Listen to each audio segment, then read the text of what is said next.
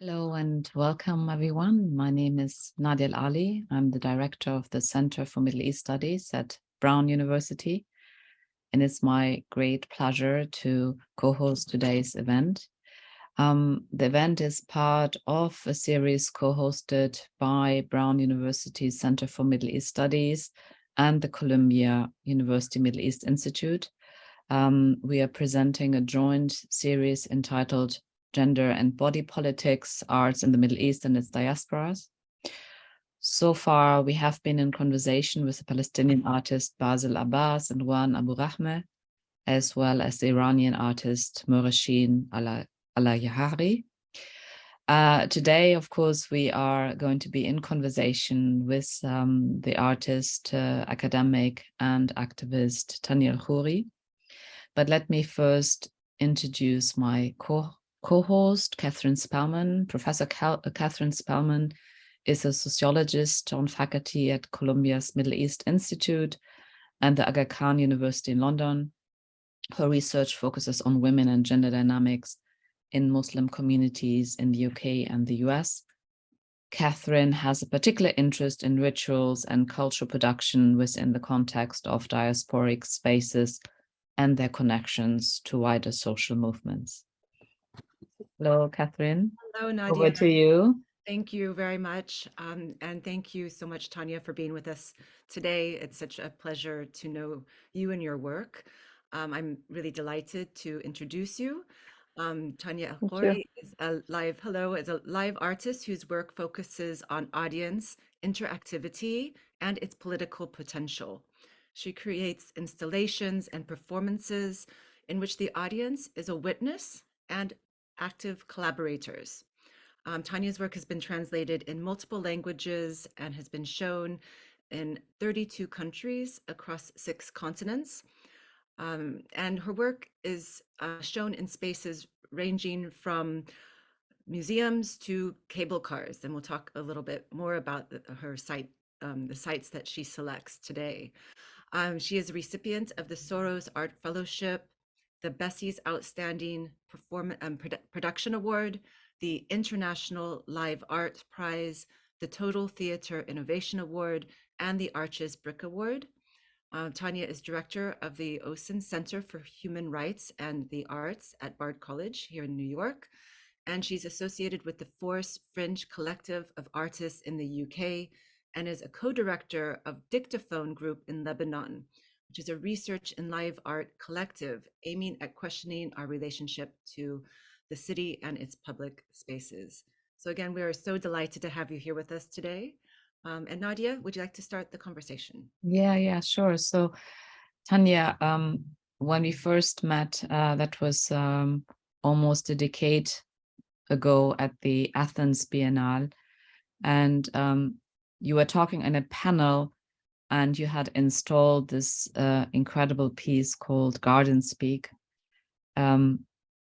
And I remember Garden Speak as an interactive sound installation which contains oral histories of 10 ordinary people who were buried in Syrian gardens. And I do remember lying on the floor in the dirt and listening to the story of a woman who was killed by the regime. So I was wondering if you can tell us a little bit about Garden Speak. How did you conceive of it and what does it signify? Hi, thank you, Nadia, and thank you, Catherine, for having me, and for everyone who's listening or will be listening later. It's a pleasure and a privilege to share one's work. Garden Speak, I can show you actually a little bit, share a screen to show you visuals, what I talk about it. It's significant piece that I'd say changed a lot how I think about the political potential of work, but also my positionality vis-a-vis work. I will tell you a little bit more once I share my screen. So this is, I'm sharing it without sound just so I can talk about it. Can you hear me? Yes, we can hear you. Okay, yes. great. So Garden Speak was conceived in Beirut in 2013. I'd say at the kind of the beginning of the first few years of the Arab uprising, when Beirut was really a meeting point of various Arab activists coming from various parts and really discussing solidarity and changing the art scene and how we're creating work in solidarity with what's happening on the ground. It was the idea came to me from a photo that I saw circulating on social media of a woman standing next to a pile of dirt, like the one we're seeing here, in her garden, and the photo was taken from inside her home. So it really showed that kind of domestic space. And then there was a comment saying that this is where we are right now. We are burying our own loved ones in our gardens. And I think being in Beirut at the time, knowing that wherever we go, wherever we like party and hang out, there's a lot of stories in the ground. There's a lot of unmarked mass graves. There are a lot of stories that we don't know about those who were killed. It felt very like the image was very strong and remained in me. And that was at the time when the Assad regime and its Lebanese allies, such as Hezbollah and others, were denying that there are any deaths happening in the streets. They're denying that protesters were being killed. So this is when I felt like actually telling the stories of those who were killed is an act of changing that grand narrative of the state and the media. And I had this image. Most of the work that I do start with an image that usually include the audience as well. So I had that image of audience pressing their ear to the ground and be able to hear stories, various stories of people. So I started collecting, asking people, journalists, activists who were in Syria or coming back between Lebanon and Syria, moving around, about who is buried in gardens and why they're buried in gardens. And I started to understand how the regime actually work in a way that you don't get rid of it after you die. It actually follows you after your death. Try to change the narrative around how you died, why you died, and change the way people or affect how people celebrate your life or death. So as we know, funerals were very targeted. Every single kind of attempt to turn someone who was killed for justice as a iconic or a hero of some sort. The funerals were attacked in a way. Funerals were generating more death, and that kind of conversation between the death trying to the living trying to protect the death, protect their death actual corpse and body, but also protect their narrative, while the regime was actually using the dead to pressure the living, just stayed with me. And I created a piece that has, as you saw in the video, has 4 tons of soils, and in it there's 10 different speakers are buried, and each one of those speakers tell the story and the kind of collected oral history of 10 various people who were killed in Syria. And those people have different life, have different choices, they're affected differently by the uprising. Some of them were artists, were activists, other were just shopkeeper who happened to be passing by and they were killed. So like their political involvement was very different, and where they were in Syria was different, but those who killed them were the same, and where they ended up being, whether in domestic or public garden, is the same. So this is it. This is the largely the piece, Garden Speak. Yeah. I mean, I remember there was the stories, which in and of themselves are really powerful, but the installation, I mean, I do remember, I still kind of remember the sort of physical feelings of, lying on the floor and feeling the earth and then the sound. And it was really amazingly powerful. So yeah. Thank you. Yeah, Mm. and this is what I meant when I said that this piece particularly changed how I think about political potential, because before that, like many artists, thought that the political potentiality of the work is mainly within the content, with the fact that we are, and even now when I was describing the piece, I said, telling the stories of those who, the stories, they were erased and their stories was contested. Telling that story is an act of resistance towards their erasure. It is true, but I think what performance and live art allow us to do is a different field. It allows us to work in different parts, work within that embodiment of the work. So it's no longer just rationalizing or understanding those stories, but really feeling it in a multisensory experience. And I don't know if we can say listening from the skin, from the smell, and I think what happens in that in this multisensory immersive experience is that those stories become yours as a witness of them, as an audience. Yeah. Thank you. Well, Catherine, over to you. No, it's such powerful work. I want to talk a little bit more about the sites and spaces that you choose and select in your work. They're so different. I mean, you have, in water, in the sea, on rooftops, in dirt. They're very different types of sites. At the same time, they really do reveal a lot of what's could be visible or invisible or accessible or inaccessible, depending on the position of who's interacting with the spaces. And it reveals the power hierarchies and dynamics that different people have to navigate depending on who they are. So I'm wondering if you could talk a little bit more about the sites and spaces that you select. For example, I was really interested in the project Unmarry Us, which was a women's shelter, and also the with a group of the LGBTQI++ in Tunis in the old Medina. So if you could just talk a little bit about those pieces. Yeah, thank you. I think I split the work that I do as work that really engage very deeply with the site. So one could call these site specific, as in they happen in a site, but really engage deeply with the politics of that site and cannot be transformed. So Garden Speak, for example, is a piece that toured to more than 30 cities around the world. It is a piece designed in a way that could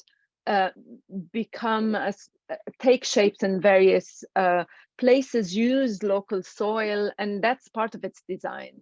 The idea and the politics of it and the interest of it is that you could take those headstones and plant them in various soil around the world and tell the story. So that's one way of dealing with the sites, and that site can differ from like a crypt of a church in Oslo to a parking lot in like Australia. It takes various shapes. Other pieces that I've done, like the ones that I've worked on as part of Dictaphone Group in Lebanon, or a piece that I did in Malta that happened in the city, in the sea, mainly in the sea and on two kind of seashores. And the piece that you mentioned, Unmarry Us, that took the shape of a wedding, like a popular wedding party on the rooftop of El Medina. These are site specific, so cannot be taken anywhere else, because they were inspired by the space and engage with the politics of the space and cannot just be flopped elsewhere in the world. And I really like that kind of work. Unfortunately, it's much harder to maintain a whole career to do it, because it takes a deep engagement with the space, really being there for a very long time. And it's not feasible for an artist financially to survive on it, because you create it there and it's ephemeral, it happens and that's it. but I really like them for various reasons, aesthetic, political, and I wish that that my life can take me back to creating these deep engagement with the space. Unmarius was specifically an invitation by a Tunisian organization called La Rue, which means can be translated as art is a street, or the street is art. And it's a really incredible organization that lives in the old Medina of Tunis and invites artists to be embedded in various communities in Medina and create work in various places. So the engagement is really a privilege. When I was invited, I was really fascinated by the design of the old Medina, and I'm someone who collaborated regularly with architects and urban researchers, and have always been interested in the right to the city and who feels welcome in a city, who feels alienated by city design, by the streets of it, by public spaces, who govern those public spaces, who negotiate them, who feels that they're entitled to it. And this really goes on like its class, gender, and how the state deals with a city. And I was particularly fascinated by that design, how a lot of the buildings meet each other, and they were built in a very organic way, very opposing from what you see just outside of the old city, outside of its main doors, which is a very French colonial kind of boulevard that the state can easily surveil you and see everything. The old Medina has really been a refuge for protesters during the Tunisian Revolution, but also before that, with clashes with the colonial French soldiers. Because if you know the Medina, you know how to hide. It's a maze, and if you go in a building, you can jump from its rooftop. So in a way, its design makes it takes on its people, and it hides them, and it comforts them. And I met a group of incredible women who run a refuge for women who were abused by their families or abused by society, and they're there alone or with their children, and they create a bubble inside that old Medina that it doesn't exist on the map, that you would only know it if you collaborate with them, or you know where they are, or you come in solidarity. But it was really fascinating how the Medina hides those people who can create their own life, because of the buildings also have an internal courtyard. So it's not really like an apartment where you're really hidden. And I realized that Damij, which was the first LGBT organization in the history of Tunisia, was actually registered like all organizations were managed to be registered after the fall of the dictatorship, because before that civil society were not given permission to be registered. Damij was also created in the old Medina, like the first safe house for LGBT activists and people was in the Medina. And they really felt that if they were attacked, let's say a police car cannot really enter those small streets, they will have to come on foot, and they will see them and they can hide, and the neighbors will hide them. And this is a traditional old city that it's very much built around the mosque. So I was really fascinated by that. And I collaborated with both of these groups who didn't really know each other that much. And we created a beautiful wedding party with DJs and drag queens. And that happened on various, like the visibility and invisibility, it happened with taking the old Medina, all of it as a scenography. So people were appearing on other rooftops. So you can see them, they're visible, but you cannot touch them, you cannot get to them, because by the time you want to get to them, they can disappear. So really using that refuge as part of the design of the piece.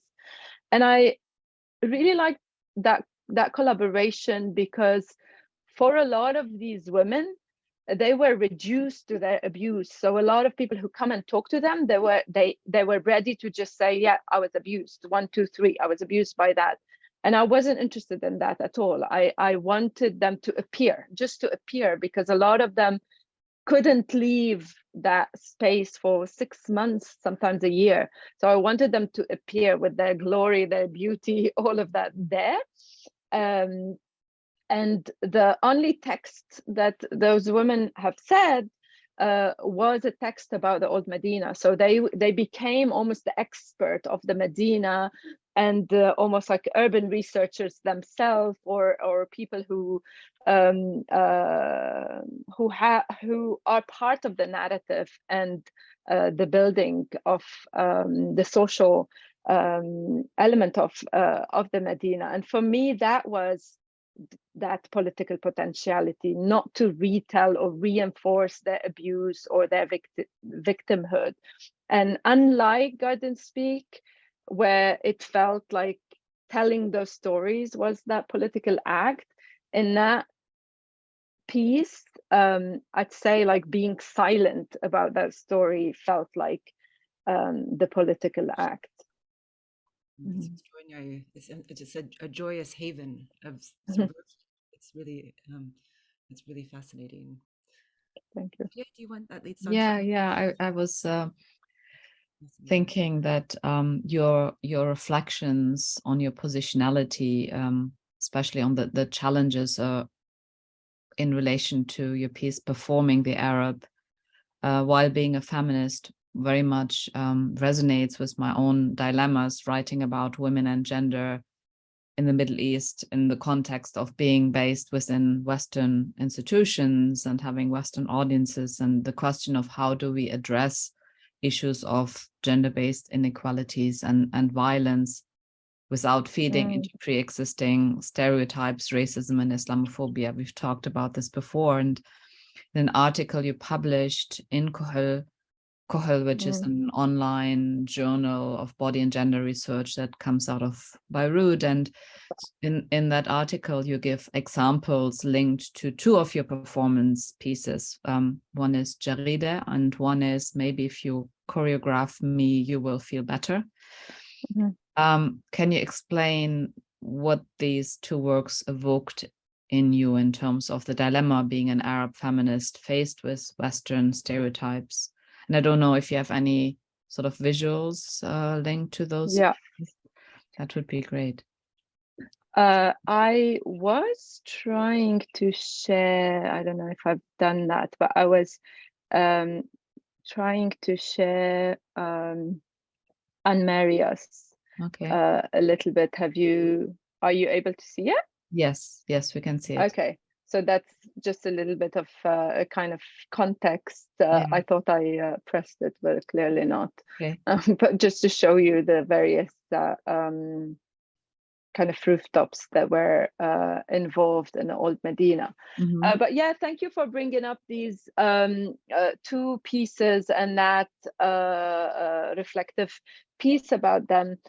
Just a little bit of context about Jaride and Maybe If You Choreograph Me, You Will Feel Better. Jaride, both of these pieces are one-on-one. They're one-on-one pieces, as in they're made for one person at a time.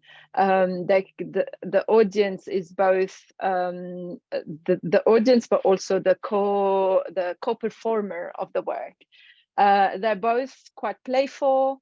They both happen in a public space, and they both use humor.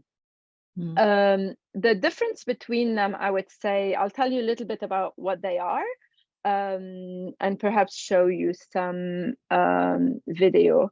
So Jaride itself is a one-on-one piece that happens in a cafe, any public cafe, and it's the premise is that it's a secret encounter with someone. So I arrive as a performer and I leave them with an Arabic newspaper. And inside of it, there are various instructions, but the main instruction is to find out who is the most suspicious person in that cafe, according to the London Metropolitan Police tips about how to spot a terrorist in a public space. And these are real tips that I, at the time when I was a student at in London, I worked at a cinema, art house cinema, and the police actually did trainings for the managers and gave them like tips about how to spot terrorists in a public space. And I started to kind of play around with it with my colleagues at the cinema, and just very easily find out that we became so paranoid that every single person is a potential terrorist, because there's no way to find really who is a potential terrorist unless you want to use racial bias, stereotyping, and some of their sorry,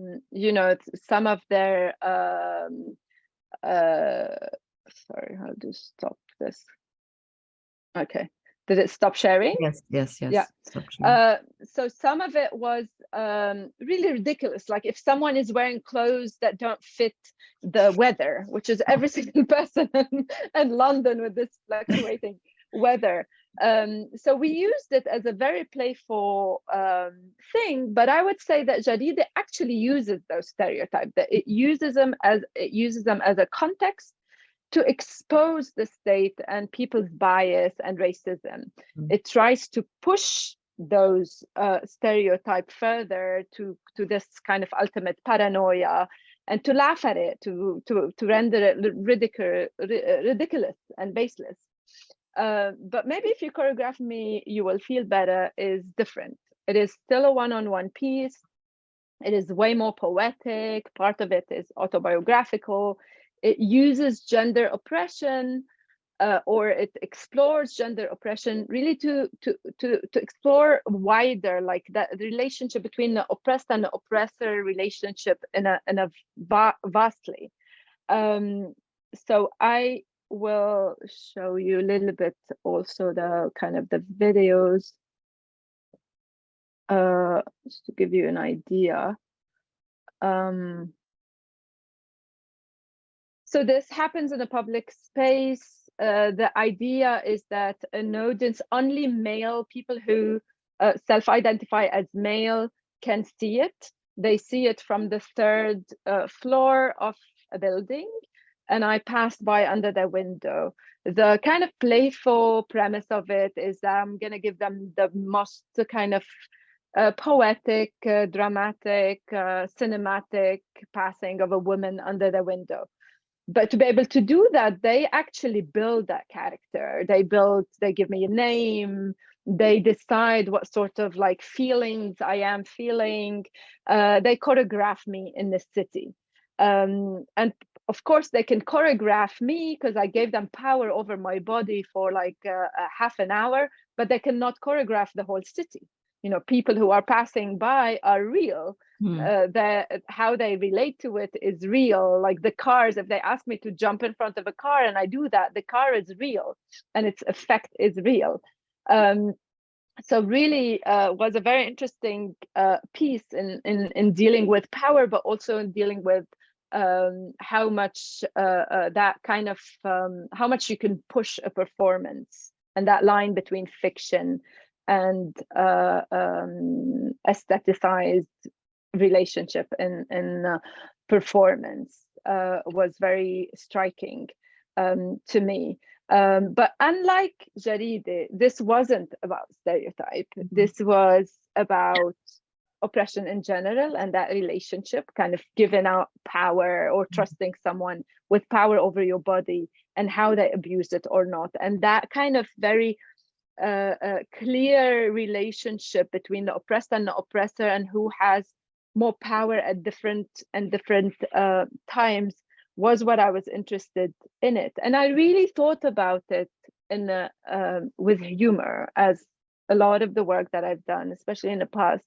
I thought this is almost like a video game that we create and it's going to fail immediately. But I thought that most people who will come, or men, they'd be like, I know what you're trying to do. I'm not going to choreograph. You do whatever you like. No one said that. Like, the show that it got too words, it toured, and no one even thought like, whatever, take a break, do whatever you like. People are like, come on, jump, like it was really that like, great, I'm leading. But what to answer your question, this piece, what was interesting for me is some of that responses toward that piece came to that burden of representation.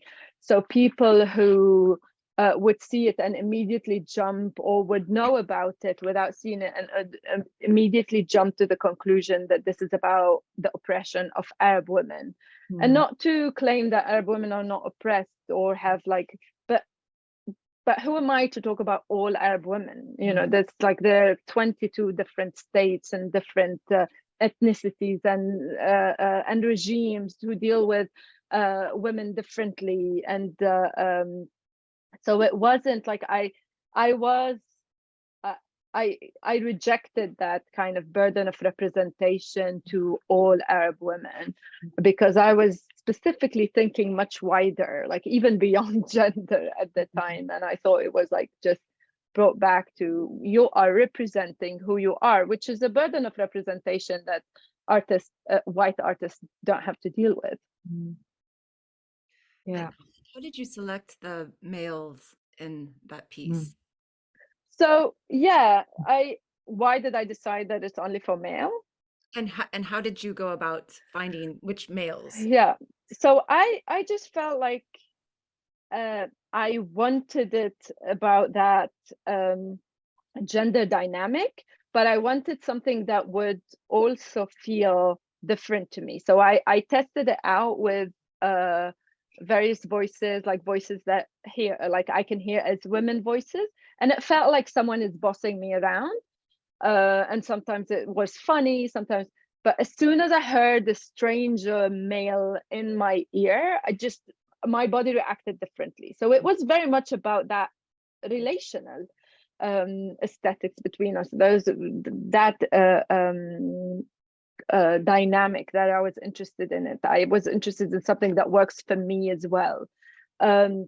How I selected them, I didn't select them. It was like a lot of these works that are one-on-one, or they are shown as part of festivals. So multidisciplinary festivals, or performance festivals, or even theater festivals, and people just book them. I've also showed them as part of a one-on-one festival, like a festival that really just are for one person at a time, and people would go from a place to another. It was actually interesting that some of like some people people who've seen it became so almost obsessed by it, like they wanted to know what was that about, or they suddenly realized that they acted in a way that they didn't want to act. So they leave really long messages of either apology, or like crying, or fighting, or I don't know. And then a couple of people came back to see it again, and from the beginning they were like, I want to find out, where did you go last time? Which I got to that particular festival to make a rule that you can watch this piece only once. Yeah. Wow. Yeah, should I go to the Yes, next? please. Yes. So I've been watching, I became captivated by a clip from As Far as Isolation Goes. I kept watching it, and I'm so intrigued by your collaboration with Basil Zara. And I think it was his music that he composed in that piece. Was it his music? Yeah. And more generally, I'm because I thought the music worked so seamlessly with. And then after reading a lot about your work, sound and listening are really important elements to many of Mm, your pieces. So I'm wondering if you could say a little bit about sound and how you mm, utilize sound as a way to create a form of empathy. mm, That's my first question. And then I was also really interested in in what you mean by intentional listening as something radical and what you mean by mm. that. Well, thank you for this question. I do love sound, it's true. And partly because I feel that a lot of the work that happens in the visual arts and in performance or on stage in a theater context is very much visual, is mainly visual, or kind of two-dimensional. And I feel that sound is seeps in various ways through other senses, like the vibrations, for example, and yeah, the act of listening and the radical listening. I feel that this is a form of connection that is both aesthetic and political, and most of the times, in many cases, it's an act of solidarity. So I try to often ask myself as an artist, whose voice is heard in that piece, like literally or figuratively. Like many of the works of solidarity, I feel that are often channeled through the artist's voice, or sometimes they're channeled through performers that are tend to be removed from the political context. So what how can we create work in solidarity that also in it we can listen to those voices that we are in solidarity with, and this is not just actually listening, but it could be more a figurative way. For example, languages is also important. Like, does it always, like contemporary art, does it always have to speak English, even when we're showing it around the world? Like you've seen the work in Nadia, you saw it in Greece, but actually it was mainly in Greek. You probably saw the English version there, but I try to insist that can it speak a local language and make it closer? And when it does so, like when it's translated to French, does it speak in a voice that is like a middle class white French performer, or does it bring in so many other layers of accents by various migrants or francophone people from around the world? And what does that do? So all of this is important in that act of listening. And yeah, music, when I use music, it's often created, like the story and the process of the creation of the music is very much part of the piece. Like in Garden Speak, when we were recording the stories, one of the people who was telling us the story of his childhood friend is a singer, and I didn't really know that, and is a brilliant Sufi singer with like this massive voice. And he while we were recording, we were like testing out, and he started singing very beautifully. And I asked if we can keep it in the piece, and it became like a very important part of the piece. With Bassel Zarra, my collaboration with him was very much about him creating that piece. So I was invited to create a piece about borders and migration at the time, and I felt like it wasn't really that my story to tell, even though I've worked a lot on borders, and we all have a lot to say about borders. But that I knew what they were trying to achieve there, and it was more about like stories of migration. And with Bassel, I felt like actually Bassel was born a refugee in a Yarmouk refugee camp in Damascus. Like, and at the time in 2015, 16, there was this interest in the art world about newly people who just newly arrived to Europe, and they called it like a crisis. Like it's almost like it's crisis for Europe rather than it's crisis for people who have to be who had to leave their countries.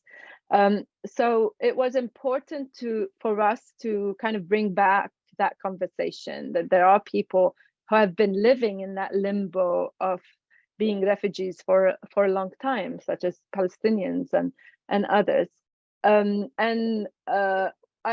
My connection with him as someone who is essentially a rapper and a musician, to ask him to create a rap song, and he did so, and that rap song became that connection, that encounter between himself and an audience member. That piece is it's also one-on-one piece. It's an encounter through a gallery wall. I'll show you the first one as far as my fingertips take me.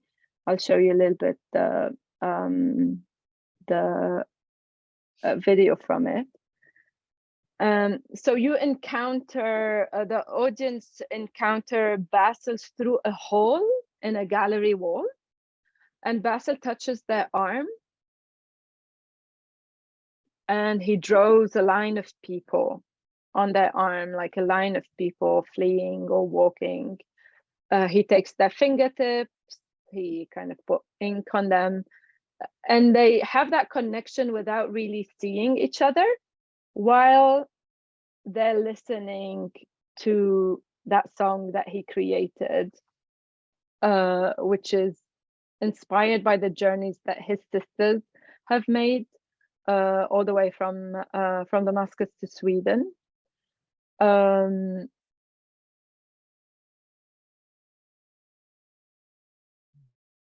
And later on, like the next piece that we've created was very much during the pandemic, and it's called As Far as Isolation Goes.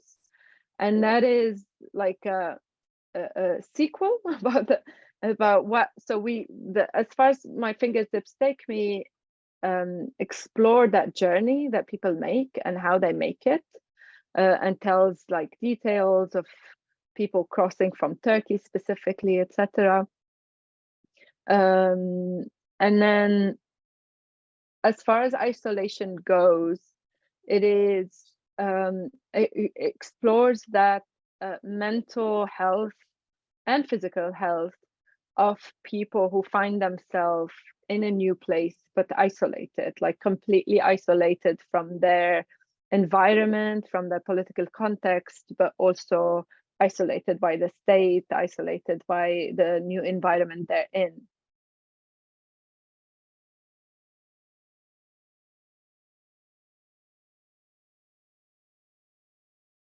And as I mentioned about Anne Maria's, which is very important for people who have been, like, for various reasons, their situation can be perceived as vulnerable, to not reinforce that vulnerability. So in this piece, even though it's an encounter between an audience member and someone who was born a refugee, the Basil is in charge of that connection, and it is the audience who is placed kind of under the spotlight, not the opposite. Basil also has agency in which he decides in each piece if he wants to meet the audience or not, and it's really based on what he felt. Sometimes you just say, hi, thank you for coming, and then it becomes like a conversation, small conversation. Sometimes it's much more, charged. In few places it kind of became like a friendship developed into a deeper connection. Incredible work. And it was so interesting watching it without the music this time. Yeah. Yeah. No, it's worth going back to and listening. Thank you as well. Thank you. It's such powerful work. We have a question from the audience, but I wanted to ask a question about audiences, because clearly they are very key to your work, and some of your pieces are transformed from installation to performance pieces, and so I'm interested in your philosophy and politics behind interactive art and creation, and particularly because I read your article, which is called "Sexist and Racist People Go to the Theater Too," and there you forgot about this one.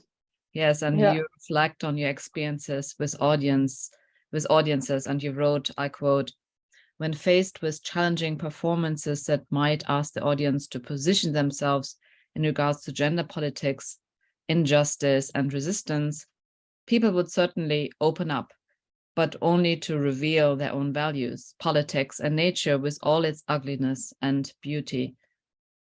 So can you explain what you mean here and share some of the more uncomfortable encounters and moments with your audiences?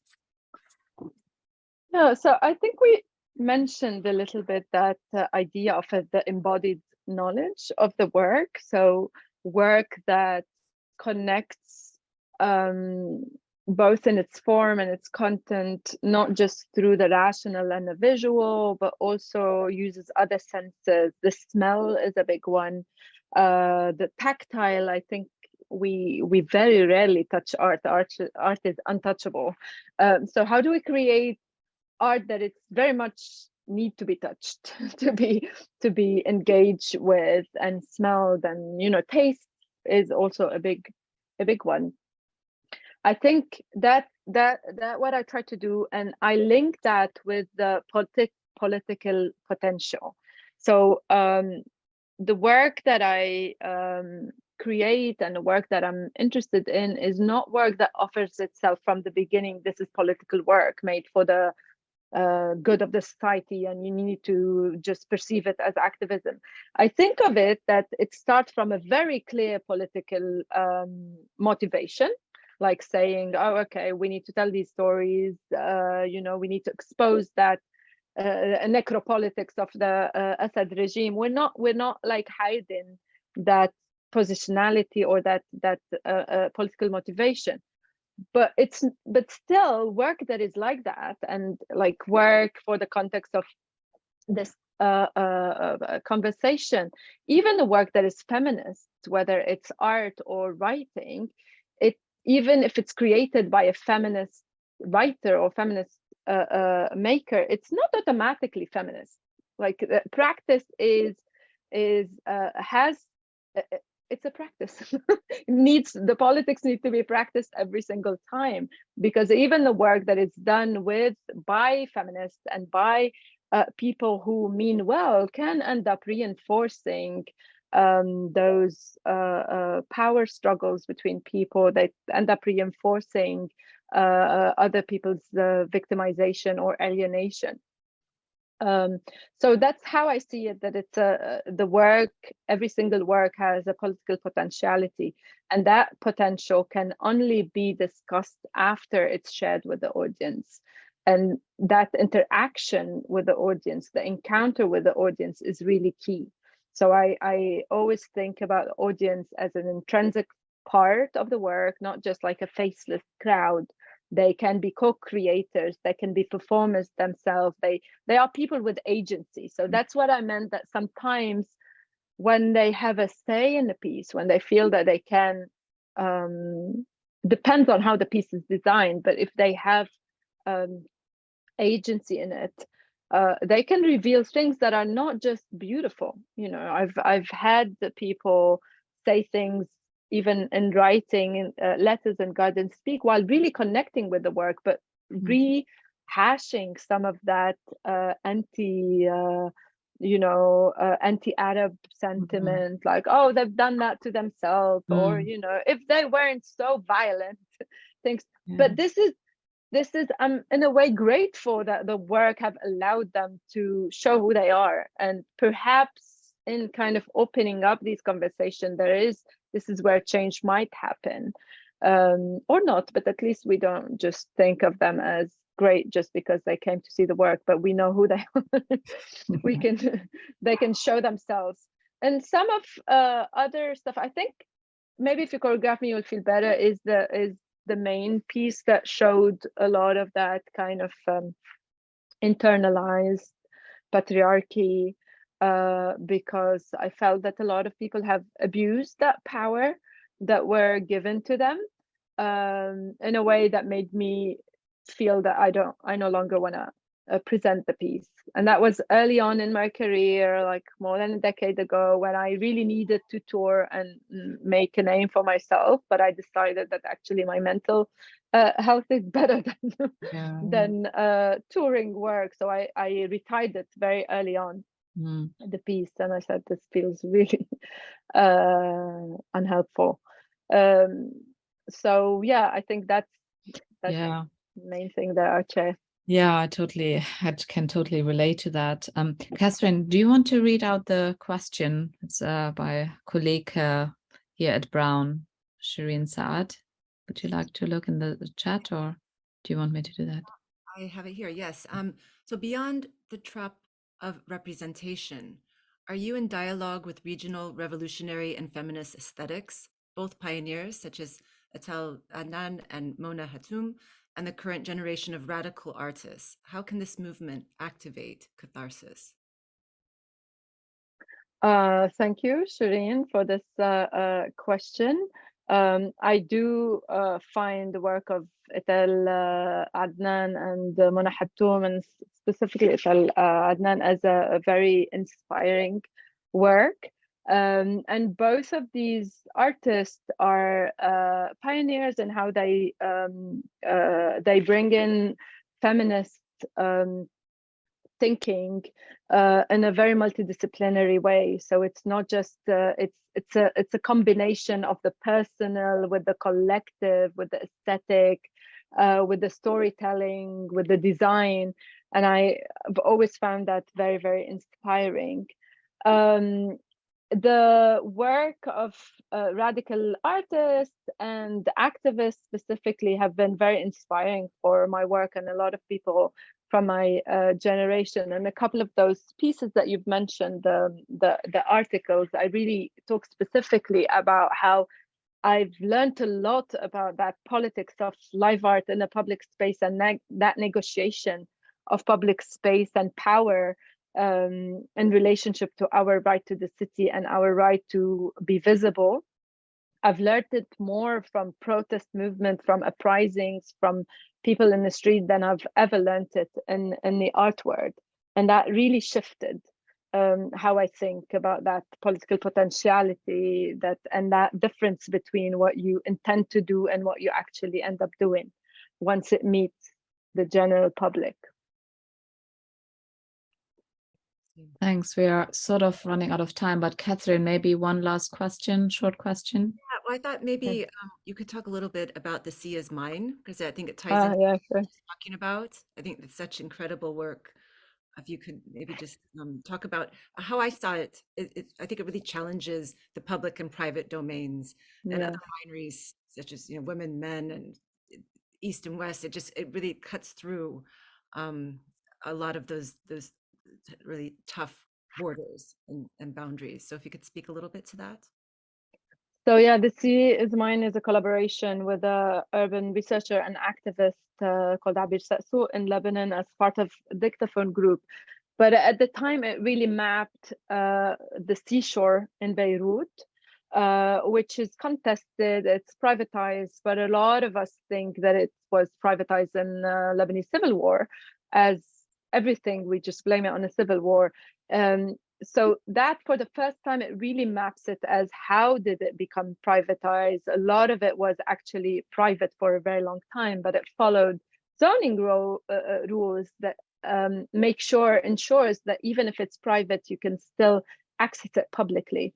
But then the piece itself exposes that by taking the audience in on a fisherman boat in the sea and stopping at various private resorts and invite people to swim there for free, really in a way exposing that ridiculous idea of putting borders within the sea, because the sea is a public domain. It follows a very old kind of Ottoman or pre-Ottoman even law that wherever the wave goes on the highest point of the year is all public domain. But if you just walk through some private resorts, you have to pay a lot of money. At the same time, that piece was interactive in a way that people kept adding story to it. They added stories, and the piece developed every day. And it finishes on the Day of Froche. It finishes with like a kind of drinking coffee and like a little picnic on the Day of Froche, which is a very contested space. And that at the time when we created that, it was still accessible, and some people were living there, mainly the, fishermen families. But then after, right after that piece, they got evicted. And there was a sort of campaign, which we were very much part of it. And I saw how the work and that a research that started, it began as a way to just build that content and share it, actually started to be used by journalists, by activists, by scholars, used as a as evidence to tell how those spaces were really shrinking and were closing off. So really the piece I see it as never ending, because it still get used somehow. People still go and listen to the sound piece and walk on that site. So it's for me one of those pieces that have a very rich afterlife beyond that ephemeral connection that happened with the audience. Speaking of the audience, we have one more question, and I think we should go to this. This is by Annabelle Dau. Hello, Annabelle, who says, thank you for this talk. I really connect with your work and appreciate your position vis-a-vis the public as equal participants in the work. There might not be time to answer, but do you think that there is a feminist quality to including the public in a more interactive way, maybe a gendered quality? Yeah, it's something to think about. Thank you so much, Annabelle, for sharing this. I never thought of, obviously I think of myself as a feminist, and that this is, it's part of how I relate to the word, to creation, to multidisciplinarity, to sharing the work.